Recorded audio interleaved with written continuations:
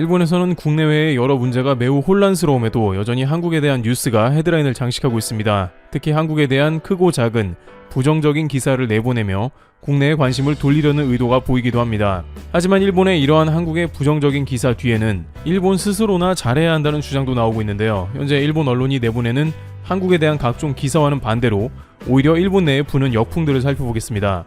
현재 일본에서 가장 관심을 많이 받는 뉴스 중 하나는 한국의 백신 수합 계획에 관한 보도였습니다. 복수의 일본 매체는 한국이 최근 백신 확보 상태가 어렵기 때문에 정부가 백신 수합에 대한 검토를 하고 있다면서 한국은 백신이 모자라 코백스 백신이나 가져오면서 동시에 미국에 불가능한 백신 수합 딜을 제안하고 있다며 한국은 백신 접종이 매우 뒤처져 있다는 것입니다. 또한 미국이 한국에 백신을 제대로 줄 리가 없다고 하는데요. 실제 조 바이든 미국 행정부가 코로나19 백신의 미국 내 공급 우선 원칙을 밝혔기 때문입니다. 바이든 대통령은 백신의 해외 공유와 관련한 질문에 현재 진행 중이다. 지금 해외로 그것을 보내는 걸 확신할 만큼 충분히 가지고 있지 않지만 앞으로 할 수 있을 것으로 기대한다고 말했습니다. 바이든 대통령의 언급은 한국 등 많은 국가가 백신 확보에 비상이 걸린 가운데 그나마 백신을 가장 많이 확보한 미국의 도움을 요청하는 가운데 나온 것입니다. 미국은 앞서 캐나다와 멕시코에 아스트라제네카 백신 400만 명분을 제공한 바 있습니다. 따라서 일본에서는 한국이 백신 수합을 해도 아스트라제네카 백신이나 받을 것 같다며 일본에서는 화이자를 1억 도스 확보했고 한국보다 훨씬 나은 상황이라는 것입니다. 하지만 실제 미국이 백신 부스터를 실행해 2, 3분기에 백신이 더 필요할 경우 과연 화이자가 일본에 순순히 1억 도스나 되는 물량을 제때에 공급할지는 여전히 미지수인 것입니다. 유럽연합도 아스트라제네카가 1분기에 1억 2천만 도스를 제공하기로 했으나 3천만 도스밖에 제공하지 못했다면서 아스트라제네카를 고소하자는 의견에 대부분 찬성하고 있습니다. 일본도 크게 다르지 않은 입장이라는 것입니다. 게다가 현재 일본은 오늘자로 코로나1 확진자가 5,000명이 발표되면서 도쿄가 비상사태를 선언하려고 준비하는 상황입니다. 그런데 비상사태 선언에 대해 정치계의 기밀 사안이 누설되면서 일본 내에 큰 파란을 일으키고 있습니다. 현재 일본 도쿄에서 비상사태를 선언한 것은 5월에 IOC 바흐 위원장이 오기 전에 사태를 미리 선언한 것인데 이는 바흐 위원장이 도쿄올림픽을 시찰하는 5월 중순 이전에 긴급사태를 해제할 것이라는 정치적 의도라는 것입니다.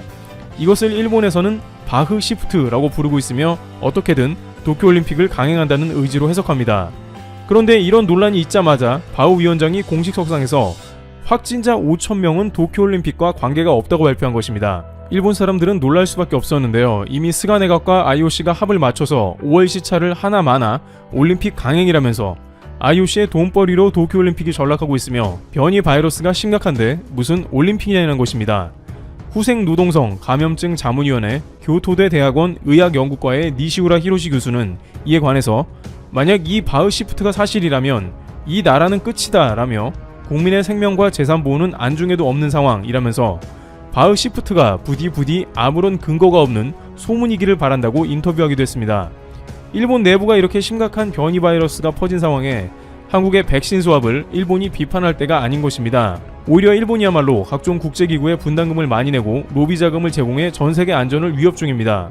IOC 올림픽 회장이 일 확진자가 수천 명씩 발생하는 것은 올림픽과 전혀 관계가 없다는 발언은 로비 때문이 아닌지 수상하며 만약 변이 바이러스가 창궐한 도쿄에 선수들이 올림픽 가운데 집단으로 감염되어 건강에 위험이 생기고 또한 감염이 된 상태로 무증상자가 되어 다시 각국으로 돌아가게 된다면 큰 문제가 됩니다. 후쿠시마 오염수 방출 문제도 IAEA 분담금을 많이 내는 일본을 회장이 지지하는 장면도 전세계의 비판 대상입니다. 이처럼 일본 당국은 문제가 있을 때 국제기구에 돈을 많이 내서 해결하는 듯한 모습을 많이 보이고 있으며 그것이 오히려 전세계에 민폐를 끼치고 있는 것입니다. 하지만 일본은 계속해서 한국 비판을 이어나가고 있습니다. 바로 이번엔 인도네시아 잠수함 사건이 한국이 책임을 져야 한다는 의견을 내고 있는 것입니다. 바로 인도네시아에서 53명이 탑승한 잠수함 난갈라함이 연락이 두절되면서 실종 가능성이 높아진 것입니다. 원래 이 잠수함은 해저 최대 200m까지만 운행이 가능하지만 800m까지 내려간 것으로 보이며 이는 잠수함이 본 기능을 잃고 침몰했을 가능성이 제기되면서 크게 우려되는 상황까지 이른 것입니다. 난갈라함은 40년 전인 1980년 건조된 독일산 재래식 1400톤급 잠수함으로 대우조선해양이 9년 전인 2012년 성능 개량 작업을 해준 잠수함이기도 합니다. 현지 매체들은 난갈라함이 잠수 중 침수가 발생하면서 전력이 끊기고 통제력을 잃어 가라앉았을 가능성이 크다고 전했습니다. 잠수함 전문가는 이에 관해서 현존하는 최신 잠수함의 최대 자망 심도가 700에서 800m 정도라며 난갈라함은 건조한 지 40년이 된 재래함이어서 150에서 200m 안팎이 잠수함도 최대치로 보인다고 말했습니다. 하지만 일본에서는 한국 회사가 잠수함을 건드린 것이 원인이며 뒤떨어지는 기술력 때문에 배가 침몰했을 가능성을 언급합니다. 특히 일부 언론에서는 당시 대우조선해양이 전투체계, 레이더, 음파 탐지기 등 주요 장비를 신형으로 교체하는 과정에서 선체를 절단했고 이것이 결정적 영향을 줬다는 것입니다. 그러나 이것이 한국의 책임이라고 보기는 어렵다는데요. 인도네시아 현지 매체들은 실종된 낭갈라함을 한국 업체가 개량했다는 점도 함께 보도하고 있으나 개량 작업 후 9년이 지났고 대우조선해양이 인도 후 추가 정비 등에는 관여하지 않은 상황이기 때문입니다. 그 다음 정비는 2년 내에 있을 예정이었고 최근 운항은 2018년일 정도로 운항이 뜸했다고 합니다. 또한 잠수함의 수명은 보통 25에서 30년가량인데 이 잠수함은 40년이나 지난 노후 잠수함이라는 것입니다. 굳이 한국 책임론을 연기하기에는 잠수함 자체가 노후한 데다가 정비도 미비된 것이 원인이라고 꼽히는 것입니다. 하지만 일본 극우 언론 등에서 이를 계속 보도하는 것은 논란을 부추겨 현재 한국과 인도네시아가 진행 중인 잠수함 사업에 부정적인 영향을 주는 계산이 깔려있다고 판단됩니다. 인도네시아는 현재 한국에 1조 원가량 잠수함을 주문하고 아직 계약금을 내지 않은 상황인데 자칫 이번 잠수함 건에 불똥이 튈 가능성도 있기 때문에 조심스러운 것입니다. 하지만 일본에서 이를 계속 부추긴다면 한국의 KFX 분담금이나 잠수함 계약금을 내지 않고 있는 인도네시아에서 자칫 계약을 처리할 수 있는 역할을 할 수 있기 때문에 일본의 이러한 움직임은 부담스러운 것이 사실입니다. 국제사회에서 한국에 관한 각종 부정적인 로비 작업을 많이 해온 사례가 있어 우려하지 않을 수가 없습니다. 또한 이번 건으로 인해서 한국 방산 사업이 인도네시아의 부정적 인식을 심고 일본 무기를 팔자는 움직임이 나올 수도 있습니다. 실제 일본은 자국의 법까지 개정해서 타국의 무기를 팔 수 있도록 했으며 이미 10개 국가와 합의를 봤습니다. 이 가운데 최근 모테기 외무상은 인도네시아의 프라보 국방장관과 11번째로 일본 무기 수출에 대해서 적극 합의했습니다. 한국이 인도네시아와 각종 국방산업을 진행하면서 일본도 그 판매 전선을 확대한 것으로 판단됩니다. 인도네시아 국방부 측은 일본의 구축함을 비롯해 레이더 시설 구매에 관심을 보이고 있습니다. 그런데 일본이 한국 잠수함을 언급하면서 이를 취소하고 일본 잠수함 판매로도 연결시키려고 할 수 있습니다. 이번 인도네시아의 잠수함과 같은 소형 잠수함은 일본이 수십 척을 보유하고 있는 소류 기종과 같기도 합니다. 하지만 일본의 소류 잠수함은 계속해서 그 기능에 의문을 갖게 하며 여러가지 굴욕을 겪고 있는 모습입니다. 지난 2월에 일본 해상자위대가 운용하는 잠수함 소류가 대형 상선과 충돌한 후 승조원들이 3시간이 지나서야 휴대폰으로 사고를 신고한 것으로 드러났습니다. 이들은 잔망경을 통해 상선을 봤지만 제때 피하지 못한 것입니다. 일각에서는 첨단 레이더 시설을 갖춘 일본 잠수함이 제대로 작동하지 않았냐는 의문을 던지고 있습니다. 승조원들은 핸드폰 터지는 곳까지 잠수함을 수면 위에서 운용하면서 간신히 구조를 받은 것으로 보입니다. 일본 방위성은 3명이 경상을 입었을 뿐이고 잠수함이 손상은 심각하지 않아 운항이 가능하다고 밝혔습니다. 하지만 퇴역한 미군 해군 대령인 브래들리 마틴은 CNN 방송에서 잠수함의 손상 규모가 작다고 할 수는 없다며 잠수도 통신도 불가능하다는 견해를 밝혔습니다. 막상 오랜 기간 수리를 해야 하는 사고라는 것입니다. 명확하지 않은 이유로 한국의 기술을 비판한다면 오히려 여론은 일본에 불리하게 돌아갈 수 있는 점인 것입니다. 또한 최근 한국에서 납품한 완제품의 잠수함들은 국내는 물론 인도네시아에서 문제없이 운항하고 있습니다. 이와 같이 일본에서는 다양한 언론 보도를 통해서 자국의 문제는 등한시하고 한국을 비판하고 있습니다. 하지만 현재 일본 국내의 코로나 문제를 비롯해서 방산 분야에서도 각종 문제점이 지속되고 있기 때문에 언제까지 한국 때리기를 반복하는 것으로 국민들의 시선을 피할 수 없다는 지적이 이어지고 있습니다. 트래블튜브 여기서 마치겠습니다. 감사합니다. 결국 우려하던 일이 벌어지고야 말았습니다. 아베가 방사능 오염물 잃어버렸답니다. 에휴. 여러분, 페페TV에서 강력하게 권고드립니다. 일본산 농수산물 각별히 더 유의하시기 바랍니다. 그럴 필요 있겠냐고요?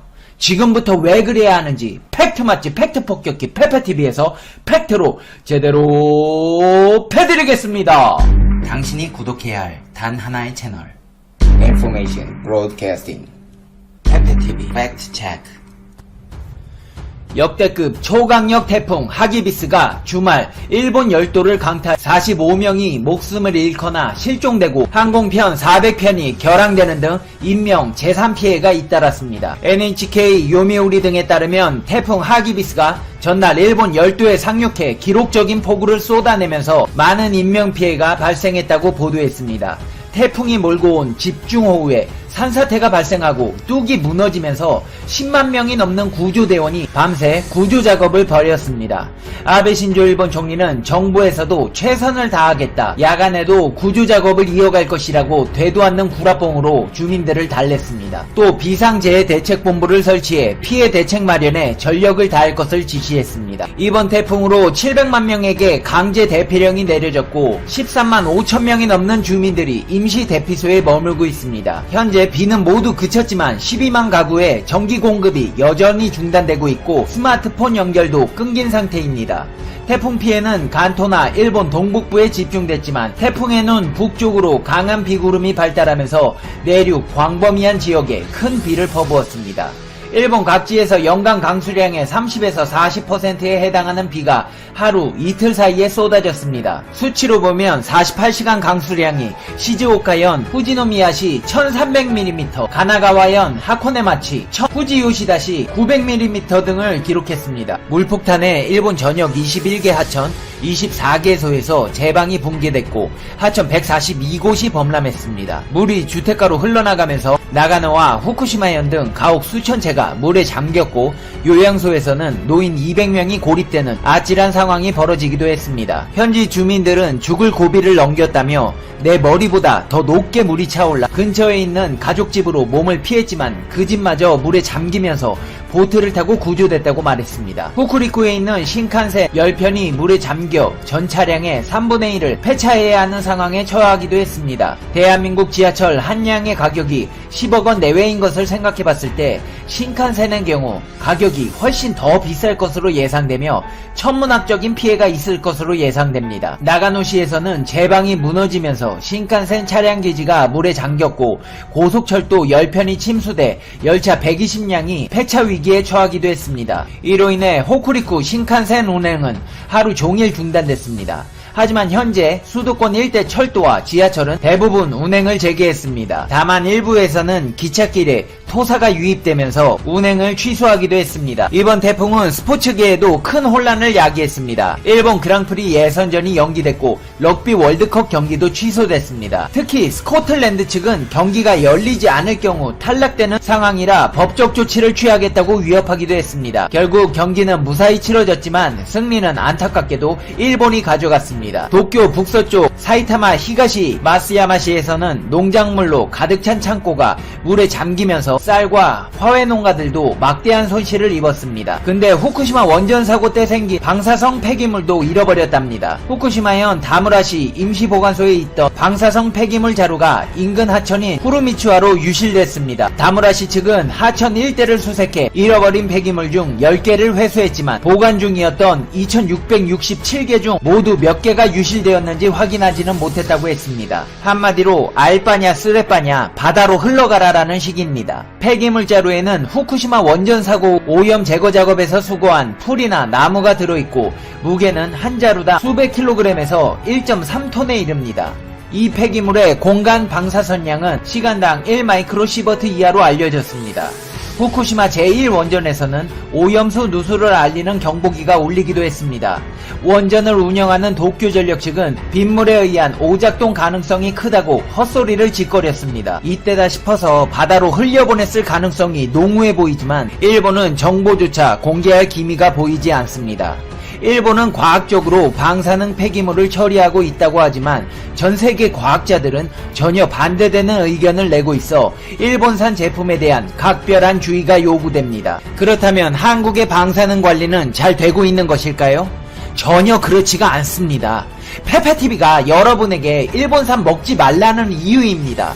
최근 6년간 방사능 감시기가 설치되지 않은 전국의 12개 무역항을 통해 일본산 어패류와 갑각류가 1만 2천 톤가량 수입된 것으로 확인됐습니다. 이들 무역항에서 수입된 일본 물품이 방사능 검사 대상인 고철을 포함해 2천만 톤에 육박하고 있어 검역 강화 필요성이 제기되고 있습니다. 국회 과학기술정보방송통신위원회에서 국내 항만별 일본 수입 물량을 분석한 결과 2014년부터 올해 8월 말까지 원자력안전위원회에 방사성 감시기가 설치되지 않은 항만 12곳을 통해 일본산 기타 광석 및 철강 제품 플라스틱 및 고무 제품 1942만 3천톤 수입된 것으로 나타났습니다. 석유 정제품이 688만 1000톤으로 가장 많았고 기타 광석 및 생산품, 화학공업 생산품, 차량 및 그 부속 등도 대량 수입됐습니다. 음식물인 어패류, 갑각류 등도 식용으로 들어온 것으로 시중에 유통됐을 것으로 추정했습니다. 어패류와 갑각류가 항만을 통과하면 식약처가 샘플을 채취해 방사능 검사를 하지만 음식물인 만큼 항만 통과 전 방사성 감시기 검사를 거쳐야 한다는 지적이 나왔습니다. 방사능 검사인 고철도 2017년 완도항을 통해 17톤 수입됐지만 검사를 거치지 않은 것으로 드러났습니다.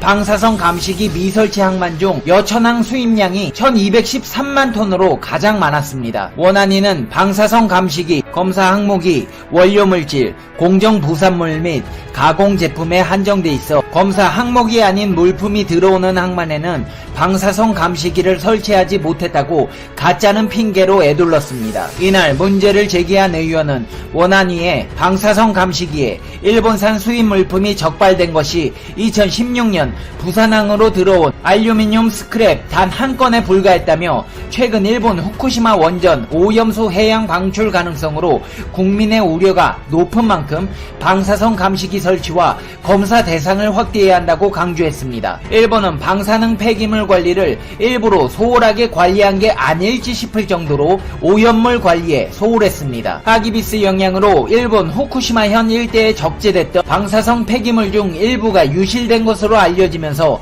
일본 정부의 관리 부실에 대한 논란이 커지고 있습니다. 폐기물이 흘러든 해당 하천은 다른 강들과 합류해서 태평양으로 이어지기 때문에 오염물 폐기물 자루가 태평양으로 이동했을 가능성도 제기되고 있습니다. 원전 사고 이후 후쿠시마 지역 주민들이 대피하면서 해당 폐기물들은 산과 임야, 농토 등에 적재되어 왔습니다. 일본 정부는 해당 오염물질들의 방사능 농도가 심하지 않다고 구라뽕을 치고 있으나 원전 사고 전 기준치의 80배가 넘는 1kg당 8,100크럴의 방사성 물질이 포함되어 있는 것으로 알려졌습니다. 일본 정부는 이번 폐기물 유실 이전부터 허술한 방사성 폐기물 관리로 대내외적인 비난을 받아왔습니다. 방사능 제염 오염토의 원전 사고 이전 허용 기준치는 100베크럴이었지만 이를 8,100베크럴까지 끌어올렸습니다. 한마디로 기준치를 지 맘대로 올려 마음대로 하겠다는 겁니다. 8,100베크럴 이하의 방사능 오염토는 도로, 제방공사 등에 쓰거나 기존 토양에 섞어서 농토에 쓰게 하고 있으며 오염된 목재 소각하게 하고 있어 지역 주민들이 방사능 확진 우려에 시달리고 있는 것으로 알려졌습니다. 일본 정부가 무리하게 방사능 오염 폐기물 처리에 나서고 있는 이유는 이번 도쿄올림픽과 관련이 있는 것으로 분석됩니다. 일본에선 내년 7월에 개최될 도쿄올림픽을 후쿠시마 부흥올림픽이란 슬로건으로 준비 중이며 후쿠시마는 성화 봉송지 중 하나면서 야구 및 소프트볼 경기가 열릴 예정입니다. 일본 정부는 지역 주민들의 반발에도 보조금 삭감 등을 언급하며 강제적 기환 계획도 시행 중인 것으로 알려졌습니다. 한마디로 와서 방사능에 오염되라는 소리입니다. 근데 어떡합니까? 우리나라 국가대표들도 오염되게 생겼습니다. 도쿄올림픽에 결국 후쿠시마산 농수산물을 올리겠답니다. 도쿄올림픽이 후쿠시마 원전 사고로부터 완전히 회복됐다는 것을 대내외에 홍보하기 위한 회복